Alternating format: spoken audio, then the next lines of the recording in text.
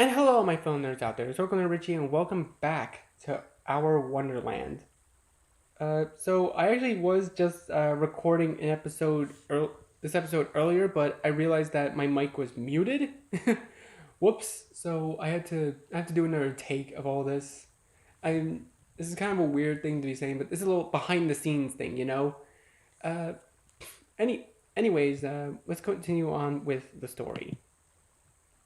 Ginzo's hands finds my shoulder, but says nothing. He just stands there with his fingers curled into the fabric. I bring my own hand up and give his knuckles a squeeze. Come on, Pat seems to lead this way.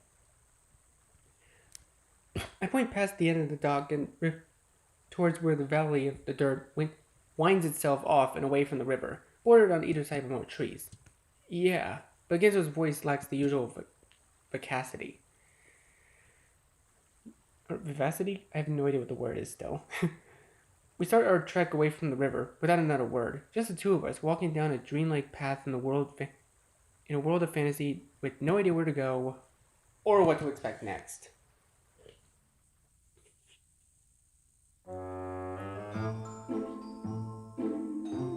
I'm not sure how long we walk. 20 minutes, 30, an hour? Time feels strange, almost as though it's not passing at all. Yet when I think back to the cottage of discovering the hole in the tree, it already feels like a lifetime ago. And strangely disconnected? I try to think about my apartment, about work, about the party. They all feel fake. Did any of that really happen? Of course it did, that's my life. It's me. I look down at my hands that might reveal an answer to some unspoken question. My mind drifts back to that voice in the tree. What do you want, Iggy? I glance over at Genzo, who has his hands shoved in his pockets and his gaze pointed at his toes. What do you wish for more than anything else in the whole world? I bring my hand up to run through my hair. I'll tell you once you got yourself hitched and you piled out about 2.5 kids in a white picket fence to corral them. How about that? Then we'll be able to have ourselves a good laugh about it. I shake my head, clear my thoughts, sigh. All of a sudden, my footsteps change in timber. I glance down at the dirt path that's given away to cobblestones. Oh? I stop for a moment, studying the new pavement. Did we find the yellow brick road? Good old Wizard of Oz reference. It is one of my favorite movies. Genzo takes this opportunity to survey the landscape. Though through the foliage, feeling the up-and-coming bend, I spy a spattering of bright colors, too bright even for otherworldly trees. There's something there. I expend the energy to shoot for a short jog, taking me around the trees and in front of what I can only describe as a gigantic billboard. I stop, take it in. I feel my eyes grow about five sizes larger. Jesus. Genzo trots up next to me, equally as stupefied. It's Gidget, only larger than life and wearing very little clothing. She's lying on her side, head propped up on her head, holding a martini glass in her other. She's winking at the camera. At us. Next to her are words, "Come visit Wonderland's hottest goddess" in bright purple print. My jaw goes slack. That's a side of Gidget I've never seen before. Genzo's brow reaches for the sky. You can say that again. Genzo cocks his head to look at me. He chews on the inside of his cheek, saying nothing more. A gurgle of unease rises in my bowels as I take in the image of the sign. My stomach twists. Thinking about her like this, I shake my head. To say it makes me feel uncomfortable would be an understatement. I turn away from the billboard, looking instead further up the path. It's bordered by other smaller placards that stick up and out of the ground like signposts. All of them sport Gidget in some gorgeous dress, some bright summer symbols, and some ridiculous get-ups that look like they come straight out of a fantasy or a horror movie. I'm normally all for exploring your passions, but this feels a little excessive. She did all this here? No, she did it in her backyard. And so we make our way down the Gidget-lined path. Her smile follows us, sometimes sweet, sometimes sultry, and sometimes downright sinful. But I can't help but feel like every single one of them is aimed straight at me.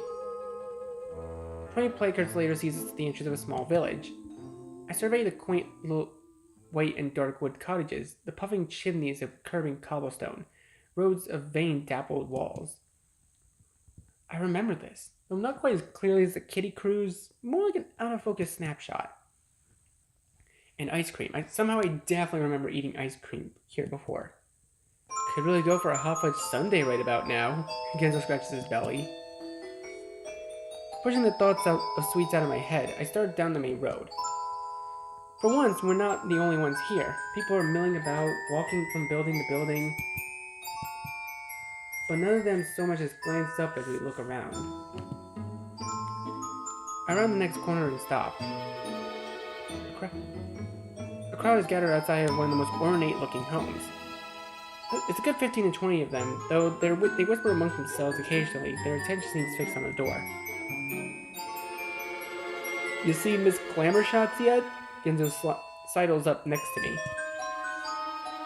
Not yet, but something tells me I'm about to. My stomach gurgles. I'm getting that feeling again. That feeling like I'm on the verge of entering deep shit territory. I bring a hand to my belly with a wince. There she is again. Good morning, darlings! Oh, God. I'm sorry, I can't do a girl's voice. I suck at it. I turn to the voice to see the door open. Gidget has her hands raised above her head to greet the crowd. The previously quiet gathering erupts in cheers and applause. The singing feeling in my gut forms itself into a 2-ton boulder. Thank you so much for seeing me off today. Another shoot, can you believe it? Scouts here just can't keep their eyes off me. She practically dances down the steps, the crowd parting to allow her room. Immediately, there's hands reaching out, thrusting papers, books for her to sign, trying to catch a passing touch of her arm or shoulder. We love you, Gidget. Marry me, Gidget. Gidget's mouth curls in over-exaggerated frowns as she waltzes through. Oh, I'm sorry. I'm in quite a rush today. She pauses, then smiles with a wink. But I suppose 1 or 2 autographs wouldn't hurt. The crowd goes wild, flinging their pens and photos of exposed skin at her with even more vengeance. Me first, Gidget. I'm your #1 fan, Gidget. She turns towards the person standing nearest her, a teenage girl with a bouncy ponytail and decked out in pins, stickers, accessories, all featuring Gidget's name or face. The girl wrings her hands in excitement as Gidget signs her name in an autograph book. Hey, Gidget! Only this time, the call comes from next to me. I turn to see Genzo with his hands cupped around his mouth. Gidget turns, stops, then beams. Guys! She barely has time to return to the girl's autograph book before dashing towards us. You're here! I can't believe it! Could say something about you. We had no idea who we'd find down here. Up close, Gidget looks different, except I can't put my finger on how exactly. I don't know, maybe it's the dress? Only that her aura feels incredibly intense. You look, great, I finally managed. Oh, we don't even get a choice. Gidget beams, then grows instantly shy. I mean, I have to, keep up appearances. Who knew they'd love me down here? Genzo loops his finger behind his neck, quiet. You're, doing modeling gigs then? I ask somewhat tentatively. Yeah, crazy, huh? She starts then stops, gaze shooting to her watch. Oh crap, that reminds me, I'm already late for my next one. Come down with me? It's just over the pier in town. Afterwards, you can grab some drinks in the inn. Catch up? I glance at Genzo, who glances at me. I shrug. Sure, why not? Because what else can I say? She grins. Amazing! Come then, this way. Then starts off down the road, not forgetting to throw a parting wave at the crowd still camped outside her door as she passes. Catch you all later. Genzo scratches his forehead, coughs. She seems strangely nonchalant about all this. Tell me about it. We walk after her, and I can't help but notice the aura of the crowd grow dark as we pass. One of the older women even glares at me as I turn my head to look. Just keep walking, Genzo hisses. He steps between me and the crowd, one hand on my back to keep me moving. I, I don't need to be told twice. My pace quickly up to about half a step. Gidget leads us down the curved road and past a few more buildings that look just familiar enough to jog my memory. Past the next bend, the buildings open up with a reveal of a long cobblestone pier lined with small fishing boats. A team of photographers is already setting up gear next to the water. Beautiful, isn't it? Gidget turns back towards us. The perfect photo shoot. I'm actually surprised I haven't done one here yet. Color me shocked. Genzo squints as he takes in the scenery. Gidget's brows furrow for a moment.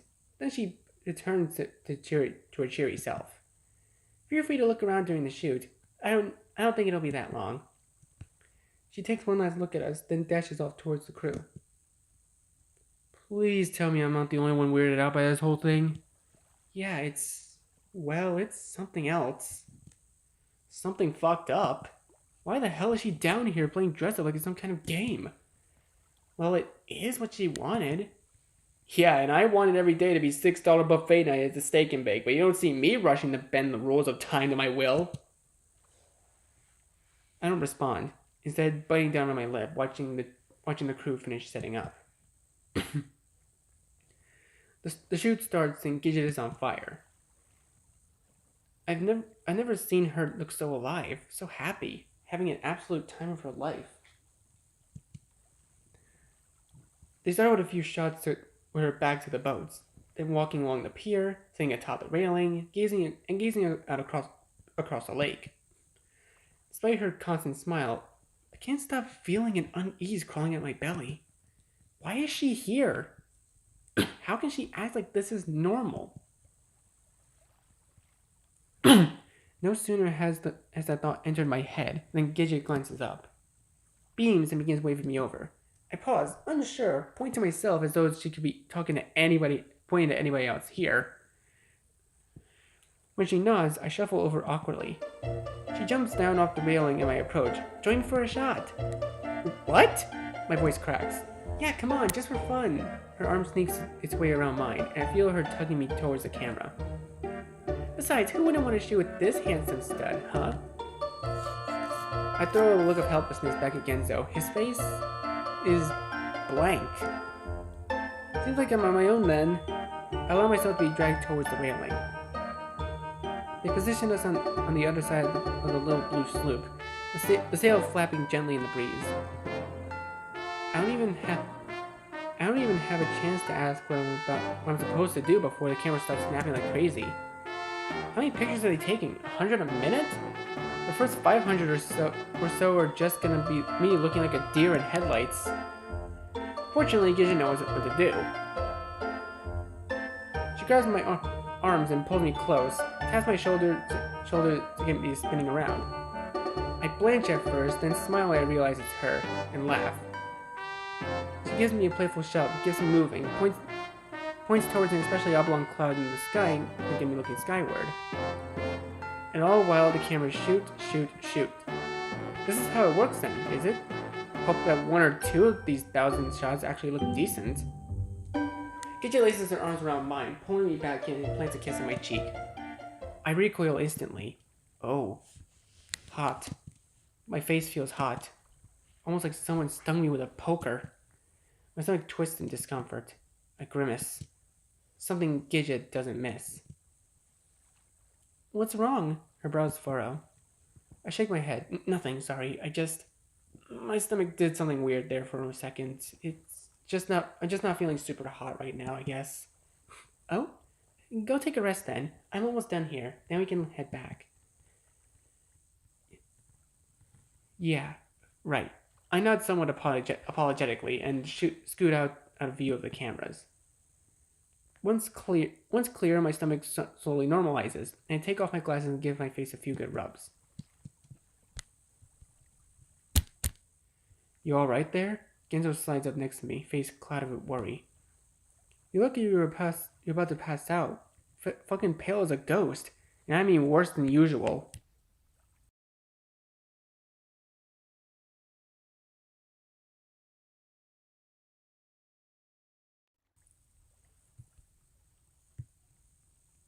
He presses the back of his hand to my cheek.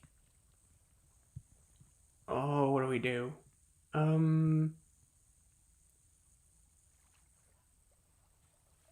Let's... So it gives us a choice here of all places. Alright, let's not pull away.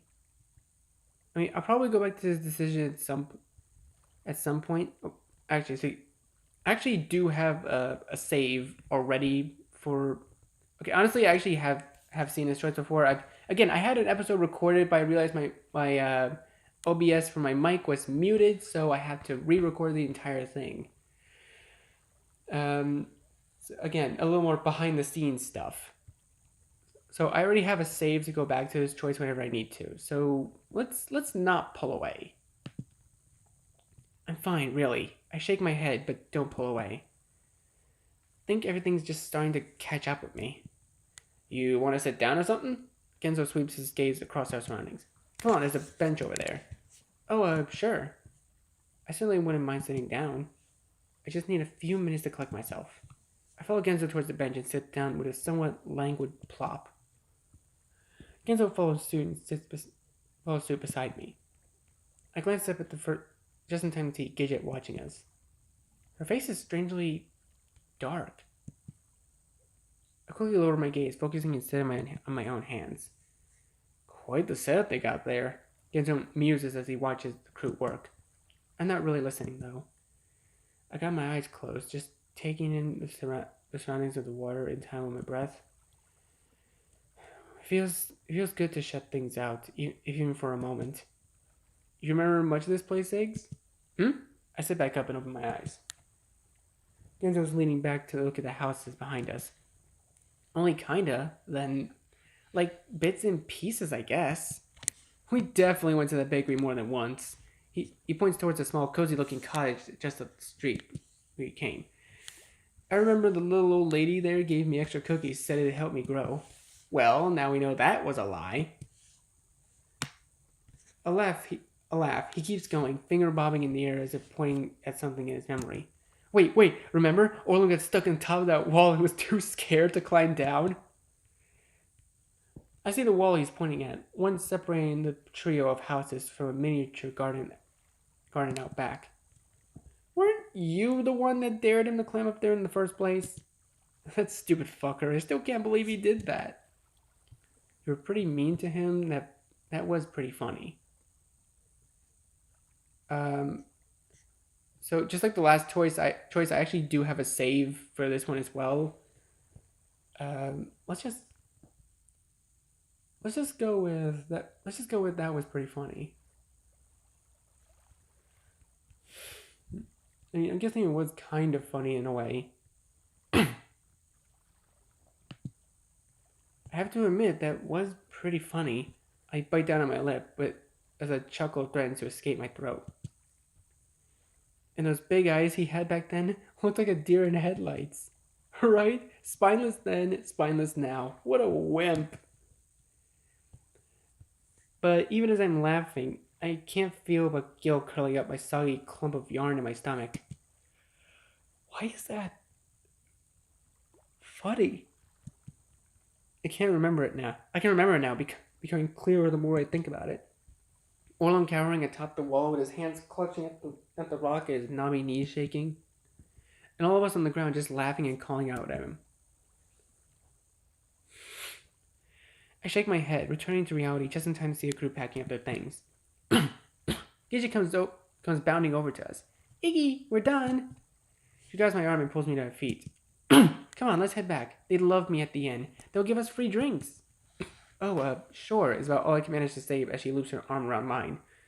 Then begins dragging me back up the road. I throw Genzo a look of helpless confusion as I stumble to keep up. Oh. Jesus, that music is more blaring than I thought it'd be. Can I just say I really love this song? It's like one of my favorites in the soundtrack. Drink up, boys, it's on the house. A busty woman in a flower print dress, white apron, slams 2 extra large beers down at the table in front of Genzo and me. I hate to be that person, but it's Genzo and I. Don't mind if I do. Genzo probably grabs his and downs half a glass. I don't touch my own. Somehow the thought of alcohol only serves to twist my stomach even further. I place my hands tentatively around the base of the mug, as though I'm planning on drinking it, just haven't found the opportunity yet. The inn is bustling with patrons. Men playing cards, groups of friends laughing and drinking, even a table not far behind us filled with I can only assume are fans of Gidget. They said watching us, scribbling down notes at every reaction. It's a cozy place. Music sprinkling through the old phonograph, warm candles beaming down the wooden chandeliers overhead. Stairs in the corner lead up to what I can only assume is overnight rooms you can book on the counter. Sure didn't have anything like this when we were kids. Genzo laughs and waves at his mouth. I glance around in the ambience. I mean, I guess we did always know this place changed. It always just kind of knew that what you needed, even beyond wishes, I mean. Genzo crosses his fingers over his Carnilo's head. Thank you for knowing what I need. He promptly takes another swig. I turn my attention back to Gidget. She's just watching the two of us, her face strangely blank. I tried to bring her into a conversation. So how long have you been down here then? Kinda seems like you've made yourself at home. This brings a strange smile to her face. She curls a lock of her hair around her finger. I'm not even sure at this point. I haven't been keeping track, you know? Everyone loves me so much down here. Guess I kinda lost in all of it sometimes. The curse of being popular, you know? I forced a smile. Right. Dang, talk about night and day. Here, Iggy and I were treated like public enemies number 1 and 2 the moment we arrived. Genzo's eyes go wide. Gidget just shrugs. Oh? That'll happen, I suppose. Only enough room for one goddess down here. Probably saw you as anomalies to be eliminated. A laugh. I'm joking, of course! My brow twitches. Of course. But now you're here, right where you're meant to be, So you can just relax. The way her eyes go razor focused at this, staring straight through me, sends a chill up my spine, and I have to turn my gaze away. Pretty sure Iggy's not meant to be anywhere, Genzo grumbles, nursing his beer. He can make his own goddamn decisions.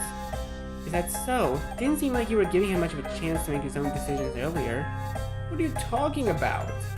Practically throwing yourself at him back at the pier? It's disgusting is what it was. Leading him away from everyone so you can leave him all to yourself? I took the guy to a fucking bench. Is that a crime? You tired him out with your fucking Wonderland's Next Top Model bullshit. All I can do is look back and forth between them as each new repose, my brows reaching for my hairline. Who knows what else you've already done to him? Probably turned him against me, got him all confused. Genzo's face twists in disbelief. He raises his hands, glancing around the room as though looking for some kind of fleeting explanation. Turn him against? He didn't even finish. What am I, the Pied fucking Piper? Gidget leaps from her feet, slamming her hands down on the table.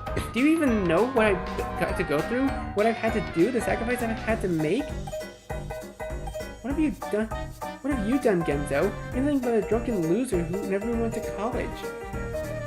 She gestures towards him with a fling of her wrists. Look at that,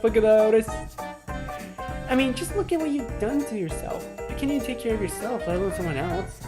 The color drains from Genzo's face. He simply sits there frozen. Oh, come on, you know I gotta stand up for my boy. Also, is it a bit too late to say that Genzo is my favorite character? I have no idea what any of this is about, but just so you know, Genzo's done a whole fucking lot. He started up his own business, for crying out loud. Genzo glances at me for the briefest moments, his lips pressed tight. As if that it's hard, Gidget just huffs. You did the same thing. Besides, his is just a shady little shop no one cares about. That's not true. It's okay, Iggy. Genzo winces, smiles, scratches the back of his neck. I don't even know why we're arguing, to be honest. This is stupid. Gidget smiles, but not a friendly smile. Her eyes narrow into slits, and she brings a hand to her mouth with a tiny giggle. More like pointless, really, but yes, this is supposed to be a happy occasion, yes? You two are joining me down here. We should be celebrating. She slides back into her seat and crosses her legs with an over-embellished swoop. I don't miss the way the side of her foot brushes against my calf in the process. On the opposite end, Genzo is staring down into his beer. He seems to have lost his early enthusiasm. Now, where were we? Ah, right, your plans, of course. You are going to stay here with me, yes? You'd absolutely love it here. I stuck my lower lip between my teeth. That's not really... I mean, we thought we'd look for... You absolutely must see the studio. I still can't believe what they were able to do with it in such a short amount of time. Absolutely breathtaking optics. Gidget, we're not... And then of course, there's this housing situation. I'm sure we can work something out. I mean, you can always just stay with me, but I'm not sure what we'll do with Gidget. Gidget just blinks and smiles, covers her head. What is it, Iggy? I throw a glance at Genzo for help, but for once in his life, he's silent, looking mildly as though someone just killed his dog. I open my mouth. Then wind's trying to bring my hand to my forehead. There's a weird sort of panic building up the base of my gut. This is all getting too much. The walls suddenly feel closer, a lot closer. My mouth feels like it's been stuffed full of cotton balls. Beads of sweat are already starting to gather up in the back of my neck. Are you alright? Gidget brows form two twin arcs. Then she leans forward, one hand slicing across the table to find my wrist. Poor thing, I know. Today must be very confusing and overwhelming for you. But don't worry, everything will be fine now. Her fingers run up the skin of my arm. I'll take care of you now. That's... Why don't I get both of you rooms for the night, I nod in spite of myself. I am tired. Exhausted even. And a bed sounds absolutely delightful right about now. Oh, perfect! Come then. She rises to her feet with a sickly sweet smile. The hand on my wrist moving my upper arm and tug me up. As soon as I stand up with a wobble, she laces her arm on mine. I can feel her chest pushing up against my skin. Let's go get the keys from Miss Graham. She leads me over to the counter, Genzo following reluctantly behind. She seems positively giddy, giving my arm a little squeeze and shaking her hand in mine and entwining our fingers. I try to jerk it away, only for her fingers to clamp down hard so it's like my hand is in a vice. I bite down on my lips until I can taste blood. Ugh. 2 keys please, Miss Graham. These 2 gentlemen would like to stay tonight. Of course, dear. The woman behind the counter smiles and procures 2 sets of keys from the back wall, placing them in Gidget's outstretched hand. They can stay as long as they like. Then we're headed upstairs, away from the sound of the bar into a quiet hallway lined with doors. Gidget twists one of the keys and the door right pops open. Here you go, Genzo. This'll be your room. Oh? Genzo stretches his neck. I mean, if you want to keep drinking, that's also fine. But at least you have your room and keys, Iggy and I are going to retire, though. Is that so? Genzo's gaze goes to me now, looking for confirmation. I mean, I am pretty tired. At this point, I just want to get inside my room, close the door, and go to sleep. As if that means playing along with Gidget until she gives me the keys, then so be it. I think we'll feel a lot better in the morning. If there even is a morning or night cycle in this world. Quite right. Both of you need your rest. Gidget just nods and then stares pointedly at Genzo. Right. Genzo just mumbles, but he starts towards the open door. I guess, good night, guys. Dude, he's so concerned. I actually really love this little change for his character. He takes one last glance at us, then disappears inside the room. Gidget immediately begins tugging me further down the hall. Your room is this way, Iggy.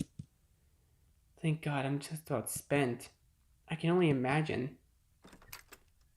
She unlocks the third door to the left, popping open the door and revealing a cozy room outfitted with a bed, wardrobe, and desk. Something about the sight of this makes me instantly relax. So soon I'll be alone. I guess I'll see you tomorrow then. I took myself away from her grip and stepped inside. Thanks for everything. This is really, nice. He just smiles and walks in after me. I press my lips together. She shuts the door behind us. Pinpricks of sweat begin to form across my forehead. I can feel my throat starting to go dry. Gidget, I'm sorry if I gave you maybe some kind of wrong impression, but I just really wanted to sleep. It's okay, Iggy. You're confused, I know. She takes a step towards me. No, actually, I'm not. I do just want to sleep. I take a step back. No confusion there.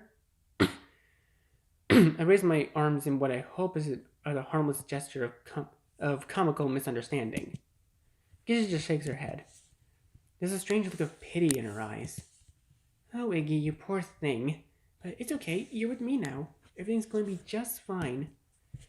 Everything's already fine. I shoot a glance towards the door. Something's not right. Something's not right.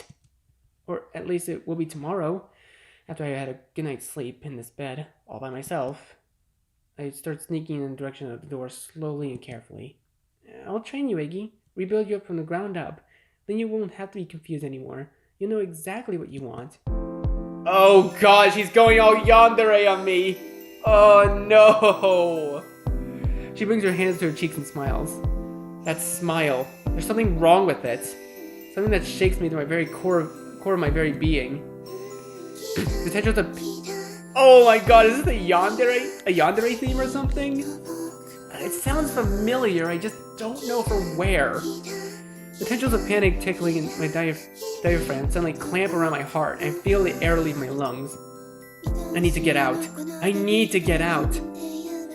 I shut the doorknob handle and wrench it open.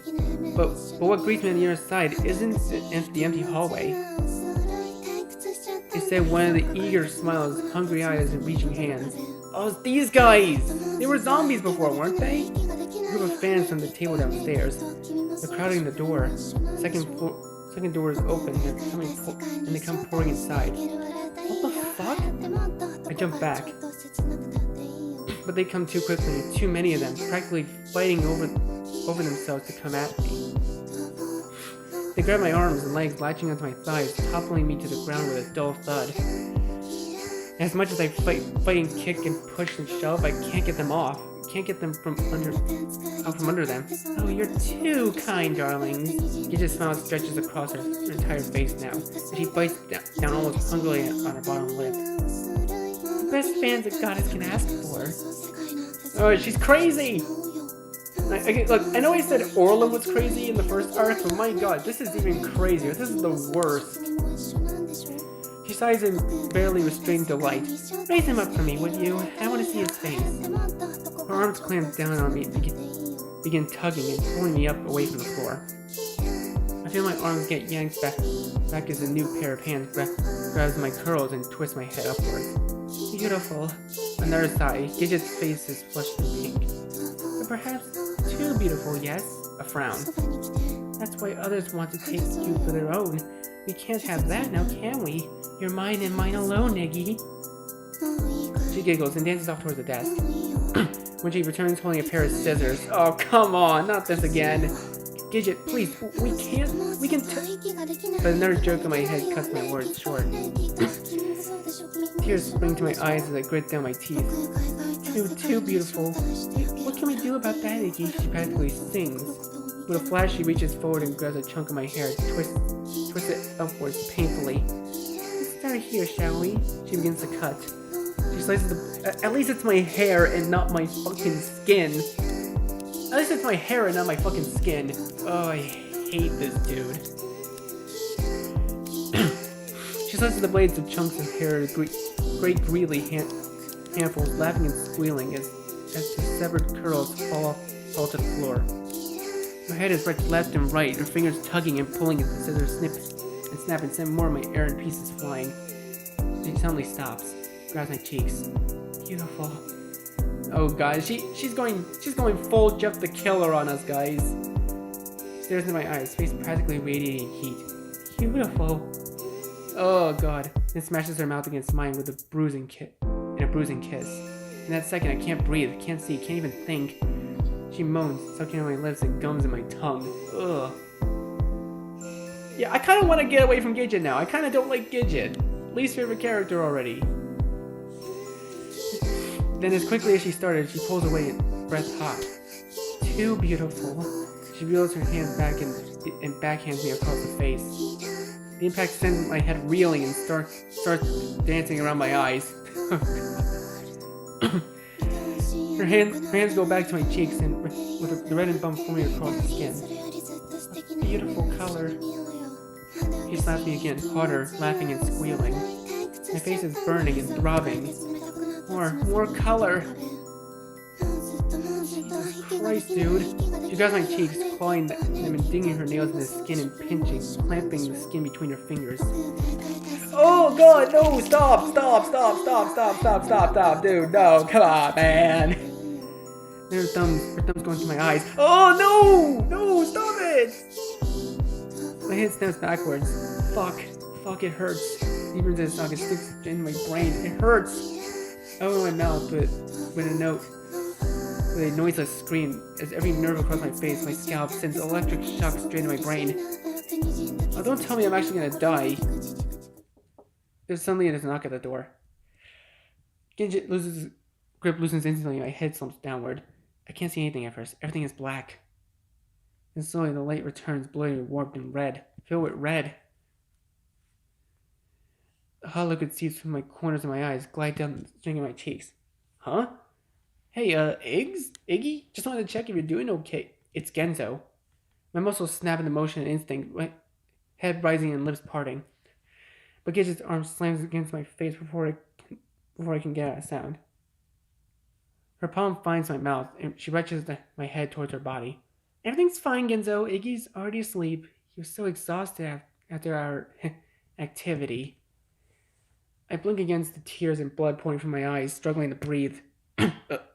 Oh, Gizzo's voice sounds so small. Okay, I'll see you both in the morning then. Try to shout for help, stay quiet. If we stay quiet, we die. If we stay quiet, we're definitely gonna die.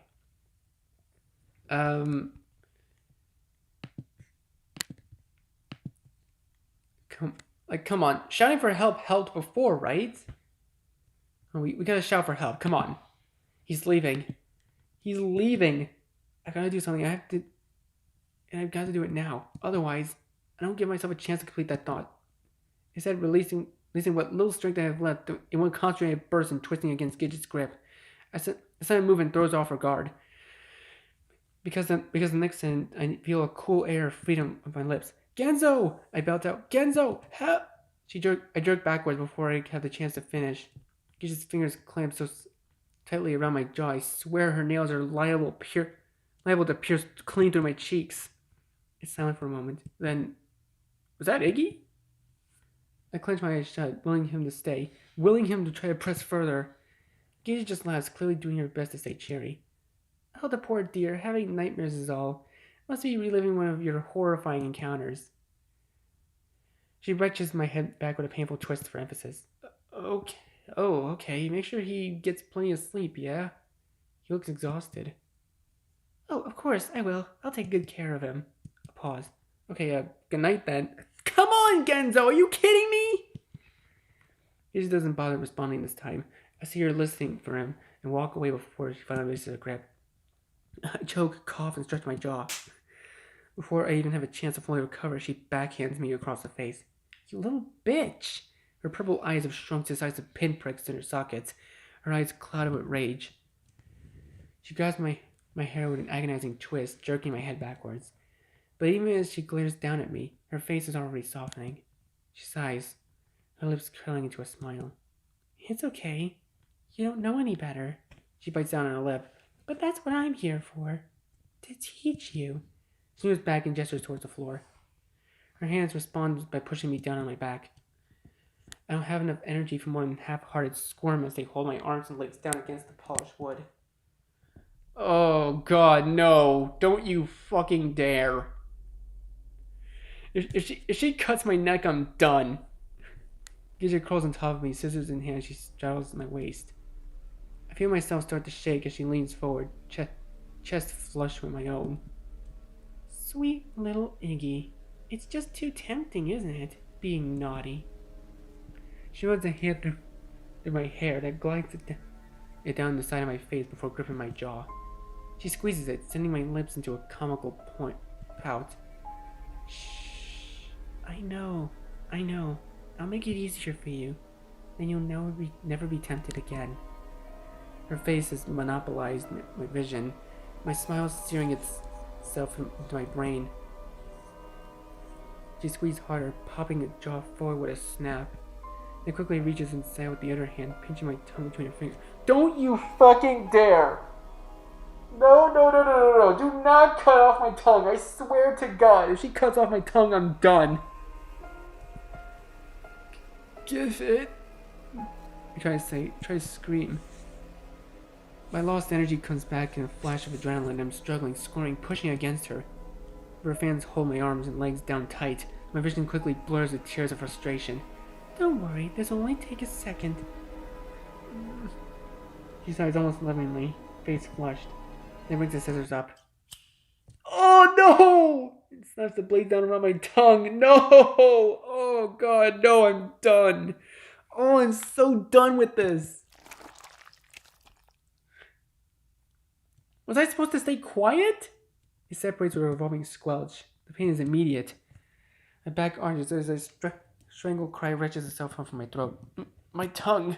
I can't breathe. Can't even think. It's gone. Gone.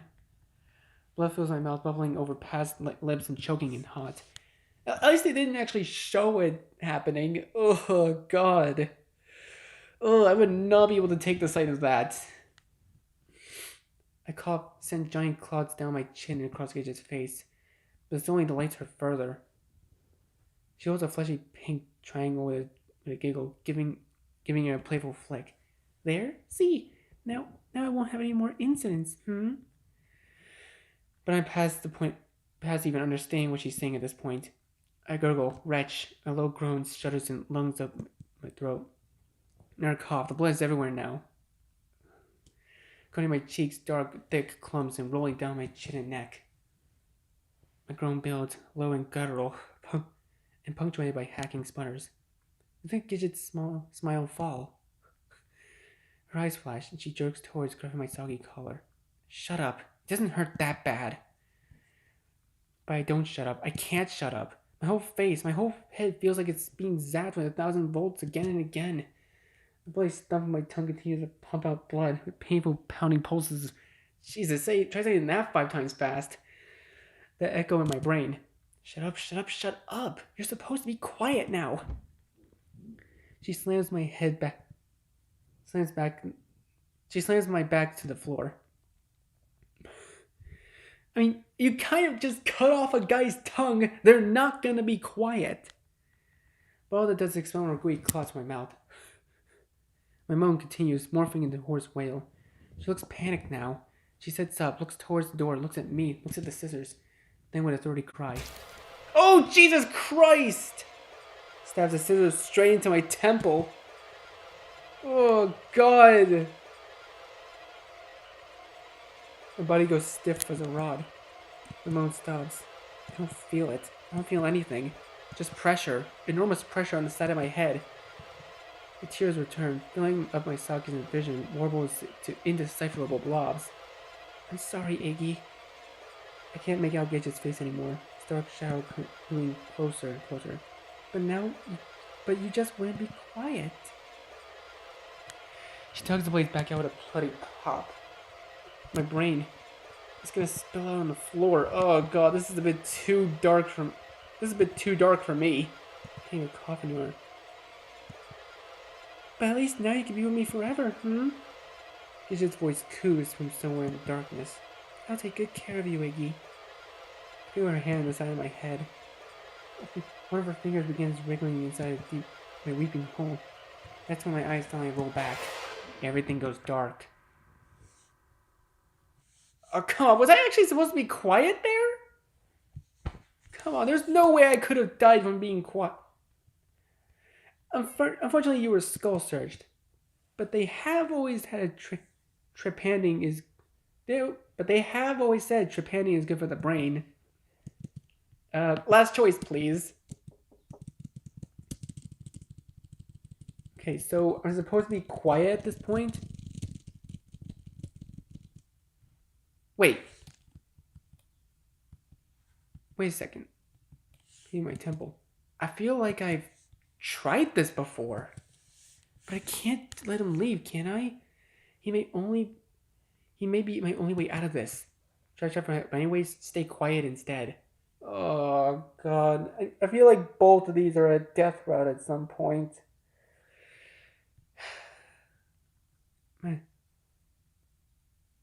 Alright, fine. Stay quiet instead. Let's just see what happens. The feeling of impending dread is too strong. So as hard as it is, I stay quiet. Instead, clenching my eyes shut in futile despair, hoping to someone, somewhere that this is the right choice. If there even is a right choice. Gidget runs a hand through my choppy, jagged hair again and again. There. He's gone now. Don't you worry. He wants to take you in for himself. You see, but you're safe here. Safe with me. Excuse me, I'm actually drinking soda as I'm recording this. Or, well, not really soda. It's actually a little flavored fizzy water. Ugh. She laughs, a delighted trill that thrums against my face. Besides, look at you now. She pushes my head back, looking down at me. Her sunken and wild. Oh God, no! This is just wrong. Then presses her thumbs against my bruised cheeks, pulling back the skin, forcing my lips into a stretched smile. Blood from my eyes oozes across her fingers. No one will like you now, ugly little Iggy. Except for me, that is. Now I'm the only one there for you. The only one who'd ever care for you. You'll be mine forever. My own little Iggy. She dips her head forward and traces her tongue up the side of my nose, all the way up to my forehead, smearing blood along the path. Ugh. Gidget, I finally managed to eke out, my voice hoarse and strained. Hush now, she coos. Then traces her tongue downwards past my lips and chin, down the side of my neck. Oh God, this is very uncomfortable to watch. I feel her slide up onto my lap, straddling my hips. Blood decorates her lips and chin. Aren't you a man? This is what you're supposed to want. Yeah, but not bloody. Like, Jesus Christ, Gidge. Is it safe to say that I hate her now? She tugs at my collar, giggling against my skin, then lets her fingers start to trace down my chest. Or perhaps it's just that you haven't been with me yet. Down. My stomach recoils at the touch, sending the fabric of my shirt fluttering. Is that it, Iggy? Have you been saving yourself for me? This is what I'm supposed to want? My breath hitches. I feel my throat constrict in a painful twist. You're so sweet, Iggy. To think you'd do something like that for me. My fingers are now like the fly of my pants, tugging. Oh God, this is very uncomfortable. She leans in close, whispering right next to my ear. I've been saving myself for you too. Gidget, no. A sudden crack snaps my brain back to attention. From the window, the glass is cracking? But I don't have to ponder the absurdity of it for long, because in the next second, the entire pane of glass comes bucking forwards. Yes! Genzo! Help me, brother! Forwards, and a figure becomes barreling through the fall with a jump onto the bed. Fuck! Not the best idea I've ever had.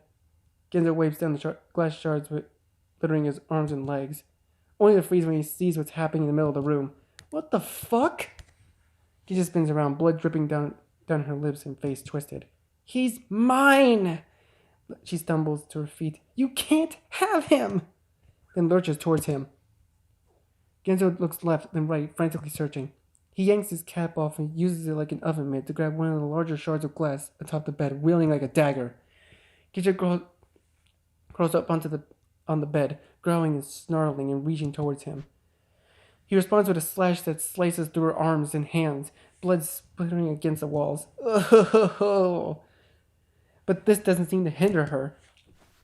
She launches herself straight at him, on top of him, slamming her fist into his chest and crawling in his face. I can't tell who's winning. All I see is a mess of flying arms and legs. The bed bounces. Ugh, creaks. Skin slapping skin. Frightening yelps, growls. Finally, Genzo lets out a yell and rolls over, taking her with him, spinning until they both fall to the floor with a thud.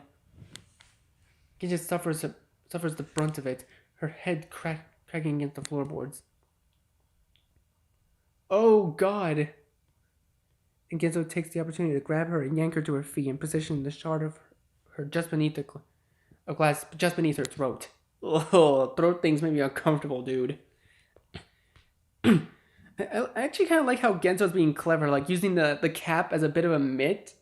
Why don't people do that more often in movies? Like, if you see a glass shard to use as a weapon, have like something that you can use as a mitt to not hurt yourself, and then grab the shard like that. Right? That's something that movies should probably be doing more often. He turns to me, to us, to the rabid group of fans I can hear hissing in fear and say that their idol in danger.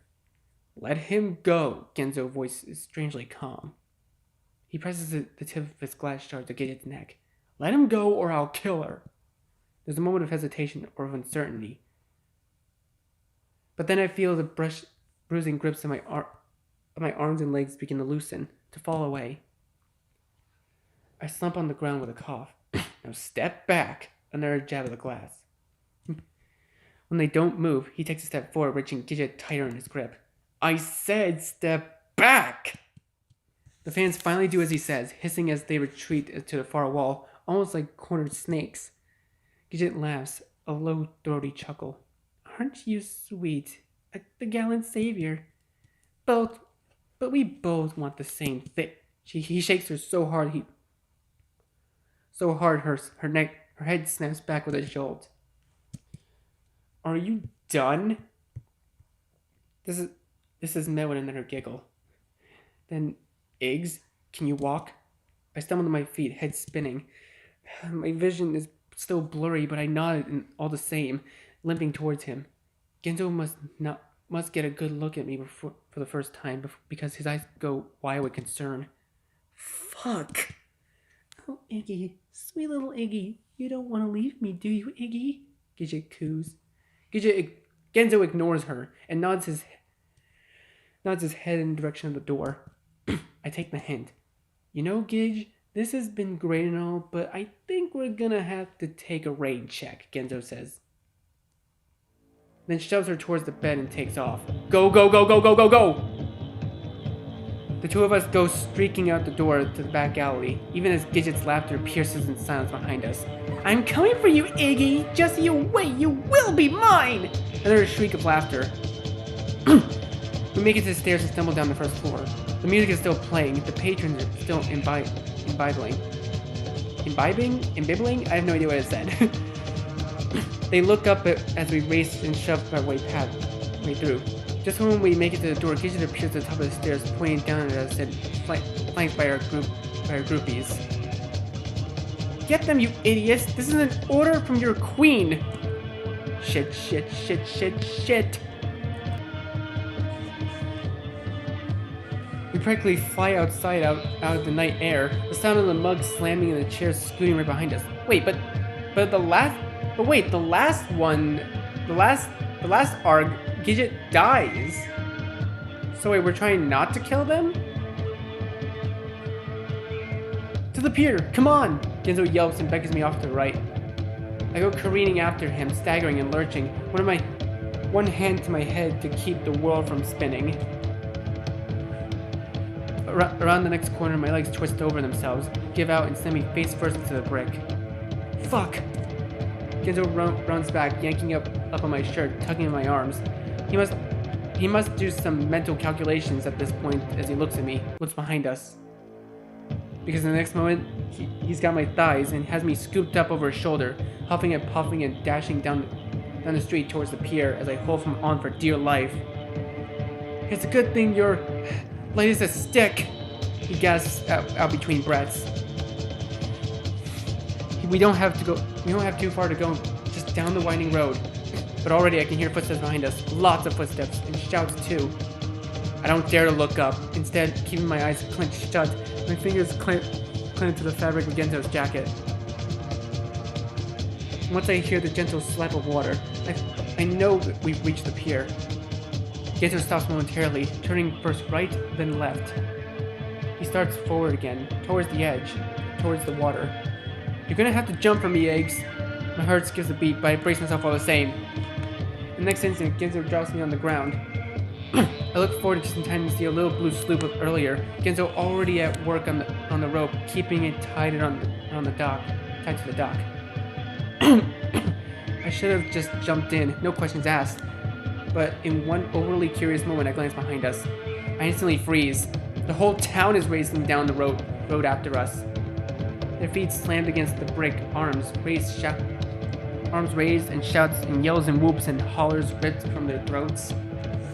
It's like the entire army of the apocalypse is bearing down on us, ready to rend us limb from limb. Get in! I hear Genzo's voice, but it doesn't register. He's got the rope untied, but I can't seem to move. All I can do is stare at the teeming, writhing mob barreling towards us. God fucking damn it! That's the last thing I hear. Before Genzo football tackles me square across the middle, both of us flying off at the edge of the pier and landing hard at the bottom of the boat. My head ringing, vision swaying, air knocked from my lungs and hovering somewhere up my breath. Fuck! I hear Genzo groan. He's got his head clenched in his hands and is curled into a ball next to me. And we're moving away from the pier, away from the throng of angry townspeople. As my gaze clears, I can see them standing at the edge and shouting at us, shaking their fists as we float away. Genzo pushes himself to his feet and raises his own fist in return. Yeah, good riddance! I, however, stay down. God. The panic has finally begun to recede, but it leaves a hole in its place. A strange hole that leaves me somehow hollow, empty, feeling nothing and everything all at once. I raise my hand. It's shaking. Why is it shaking? But then tears come, blurring my eyes, hot and stinging as they pull beneath my eyelids and wind rivers down my cheeks. Genzo rubs his face, repositions his cap before returning his attention to me. He immediately blanches. Fuck eggs. As he kneels down beside me, voice catching. What did she do to you? I can only look at him as though I don't even know who he is. My chest is so tight I can't breathe. Jesus Christ, that was really intense.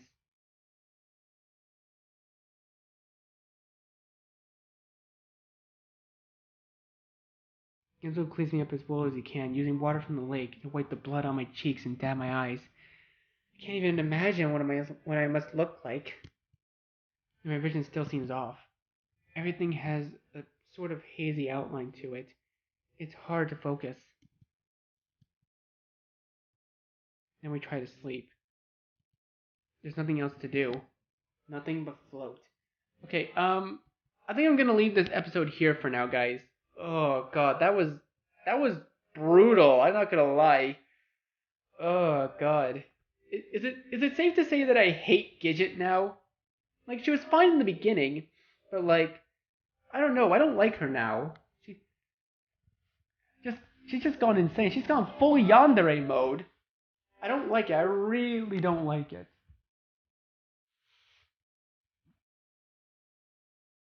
But anyways, I'm gonna leave this video here for now, guys. Thank you for watching this video. Please leave a like. Let me know if you want to see more. Comment down below what you think. Share this video with your friends, and be sure to subscribe and click the bell so you don't miss a single notification. I'll see all of you in the next video. Goodbye.